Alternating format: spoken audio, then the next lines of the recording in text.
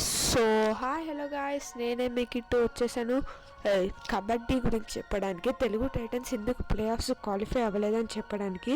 So let's get started.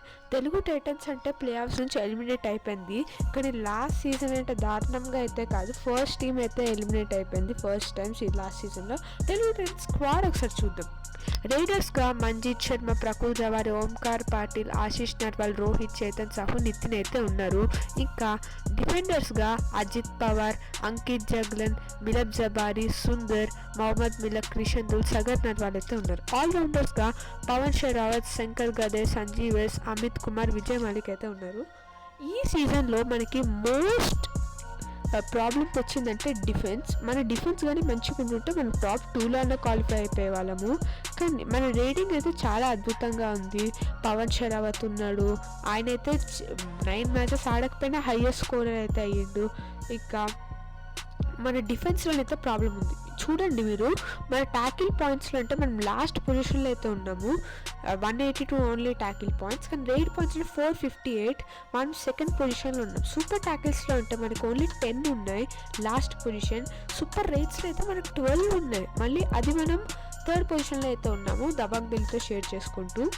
మీరు successful రేట్స్లో కనుక చూస్తే మనకు ఓన్లీ 355 సక్సెస్ఫుల్ రేట్స్, కానీ మన థర్డ్ పొజిషన్లో. కానీ 12th పొజిషన్లో Telugu Titans 182 points successful tackles అయితే ఉన్నాయి. టీమ్ సక్సెస్ఫుల్ రేట్ పర్సెంటేజ్ అయితే థర్డ్ పొజిషన్లో 38%, కానీ ట్యాకిల్ పర్సెంట్ అంటే 12%, 12th ప్లేస్లో 34.4%.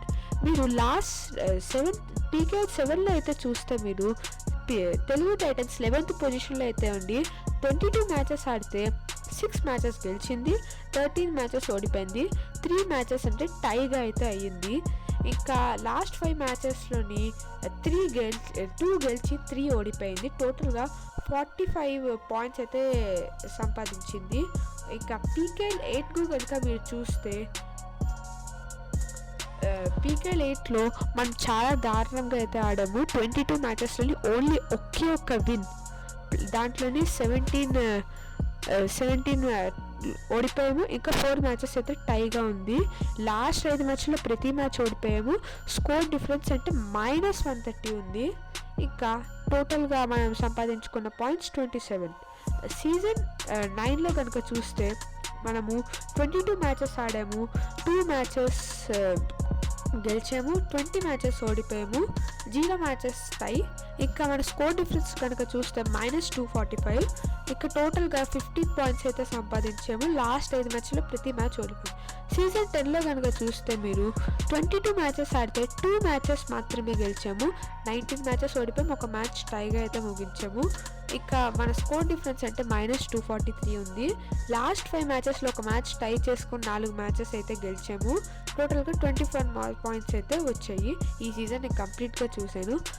సీజన్ 11 కనుక మీరు చూస్తే టోటల్గా 22 మ్యాచెస్ ఆడితే 12 మ్యాచెస్ గెలిచారు, 10 మ్యాచెస్ ఓడిపోయారు, 0 మ్యాచెస్ టై.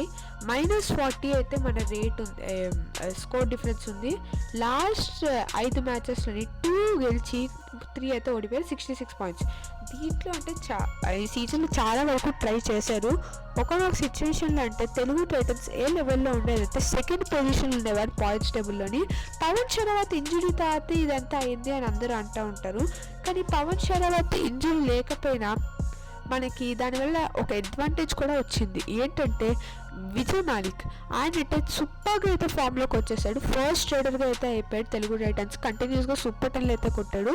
ఆశీష్ నర్వాల్ కూడా ఒక 100 పాయింట్స్ అయితే సాధించాడు చాలా ఫాస్ట్గా. అది కూడా ఒక డూ ఆర్ డే స్పెషలిస్ట్ అయితే అయిపోయాడు తెలుగు టైటన్స్కి హోల్ సీజన్ 11కి. కానీ మళ్ళీ వచ్చాడు పవన్ షెరావత్. ఇప్పుడు టీమ్ అనాలిసిస్ అయితే చూద్దాము.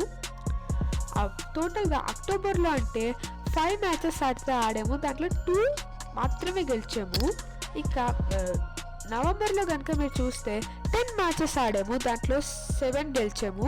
మీకు అక్కడ ఒక అండర్లైన్ కనిపిస్తుంది కదా, అది ఆ మ్యాచ్లోనే పవన్ షెరావత్ అంటే ఇంజురీ అయితే అయ్యింది, దానివల్లే ఇందాక మాట్లాడదామన్నాం కదా దాని గురించి. ఇక నెక్స్ట్ మీరు డిసెంబర్లో కనుక చూస్తే మనము టోటల్గా 7 మ్యాచెస్ ఆడాము, 3 గెలిచాము. ఇక మళ్ళీ ఇక్కడ పెట్టిన లైన్ అంటే ఏంటంటే మళ్ళీ ఇక్కడ పెట్టిన లైన్ అప్పుడు పవన్ షరావత్ రిటర్న్ అయ్యిండు. ఇంకా మీరు పవన్ షరావత్ ఇంజురీ అయిన 9 మ్యాచెస్ ఇంకా ఆడిన 9 మ్యాచెస్లో 2% అయితే 55.556, అంటే రెండుసారి ఈక్వల్ నెంబర్ ఆఫ్ మ్యాచెస్ అయితే గెలిచాము. నేనేం పెద్ద కబడ్డీ ఎక్స్పర్ట్ అయితే కాదు, జస్ట్ నేను నా చేసిన అనాలిసిస్ ప్రకారం అంటే ఈ రిపోర్ట్ అయితే తయారు చేశాను.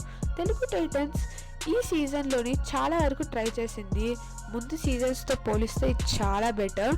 కానీ మనము ప్లేయర్స్ మాటికి రొటేట్ అయితే అవుతూ ఉన్నారు. క్రిషన్ డోల్ ఒక మ్యాచ్ ఆడతాడు, ఆడలేదు. కానీ కిషన్ కుమార్ హుడ్డా అంటే చాలా మంచిగా అయితే కోచింగ్ చేశాడు, తనైతే చాలా వరకు ట్రై చేశాడు. కానీ మనం అన్ని ప్లేయర్స్ని ఆప్షన్లో అయితే కొంటున్నాము, రిటైన్ కూడా కొంచెం తక్కువ మంది చేసుకుంటున్నాము. మనము ఏం చేయాలంటే ఒక ప్లేయర్ని కంటిన్యూస్గా గ్రూప్ చేసుకోవాలి.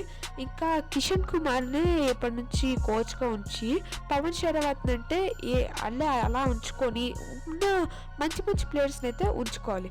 So thank you guys. మనం ఎంతన్నా మనం థ్యాంక్ చేయాలి.